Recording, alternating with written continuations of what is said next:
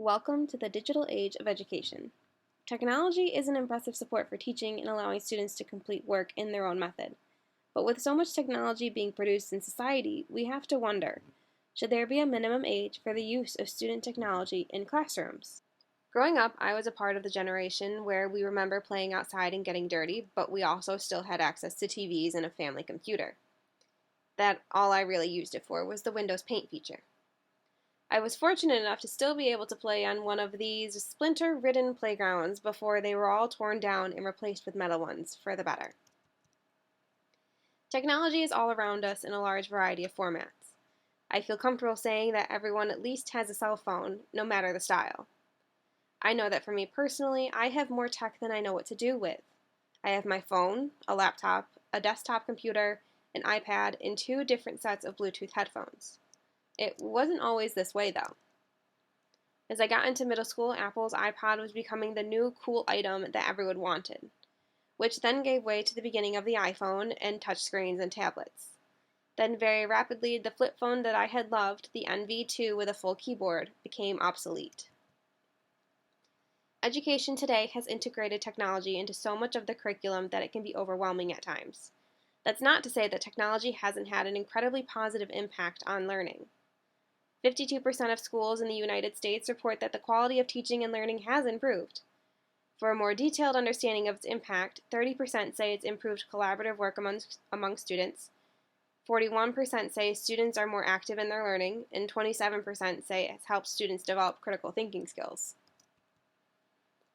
If we look inside the standard classroom in the United States, each room contains an interactive whiteboard, the teacher has a desktop computer and possibly a laptop, and most schools report having a cart containing tablets or laptops for students' use within the classroom. And since video games are seemingly always popular among the students, being able to create learning opportunities that use those gaming concepts encourages engagement and enjoyment for their own learning. Technology does have its positive attributes when used in a school setting. When used appropriately with students between kindergarten and 2nd grade, it can help with literacy skills. Software such as 95Wrap or PictoPal combines individualized lessons in phonics and decoding that are proven to help emergent readers make gains in their learning. Along with literacy support, there are opportunities for math as well. Virtual manipulatives can be utilized on individual laptops or tablets, as well as being used on an interactive whiteboard in order to practice simple addition, counting, or creating groups. However shocking as it may be, there are schools that don't have the same level of accessibility to technology as the rest. This can be due to the spacing in the school or lack of money to purchase the technology. But whatever the reason, the impact is still the same. Without there being an equal playing field of technology use in schools, young students are left feeling uncomfortable around the tech devices and can lack the skills needed to use different forms of it successfully. Socialization is one of those necessary life skills, and its development begins from the moment that we are able to talk. Children need to have social interactions with each other, and it should be supported by the classroom teacher. By putting primary age students on technology too often, it can allow for a more solitary learning environment to grow. With the introduction to technology, there's a decrease in language processing and verbal intelligence among young children. Kids being provided with a tablet or phone from such a young age creates developmental gaps.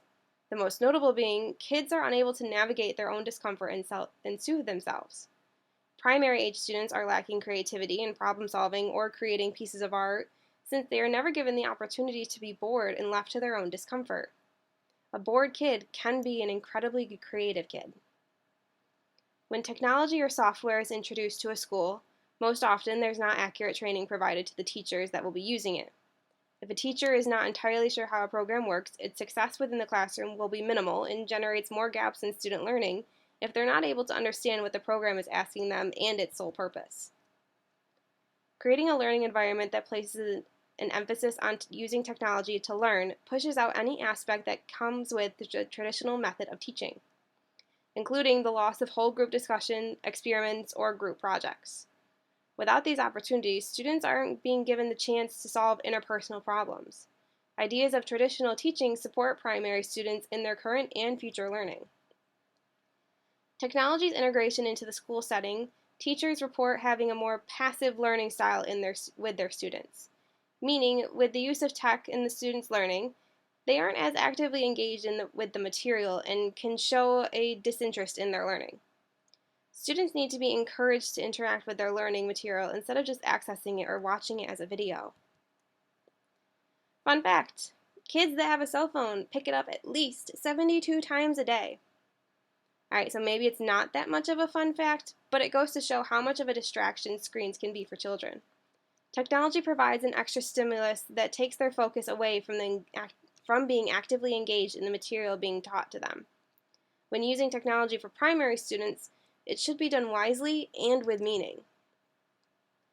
Primary grade students are still going through many physical developments and still reaching milestones like being able to hold a pencil correctly.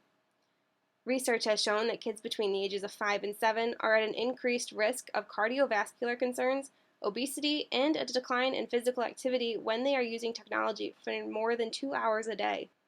With the knowledge that many students use a device outside of school, should their learning be adding to the hours already being spent on technology? Addiction is something that's really only thought of for adults. However, children are now becoming addicted to their devices.